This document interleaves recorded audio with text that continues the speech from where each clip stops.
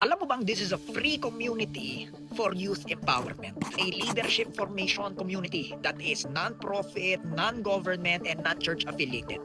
Ginawa ko lang talaga to really inspire the youth. And alam mo kung bakit?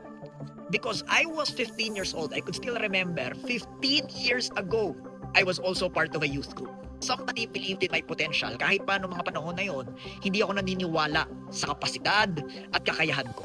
Lack of self-confidence, ika nga. And maybe, ikaw rin, isa kang kabataan who's lacking self-confidence. It was because of somebody believed in me that I could vividly remember, I knew when I was 15 years old, I wanted to hold the mic as well.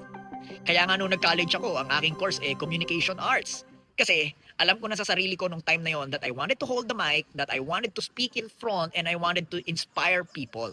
It is because of that incident. Alam mo, hindi yon nangyari the way I imagined to. There were a lot of rejections, there were a lot of redirections, there were a lot of detours. Pero, one thing I realized, if hindi man ito the way I imagined it, maybe it's time for me to build it myself. Kaya nabuo itong Youth Leaders PH.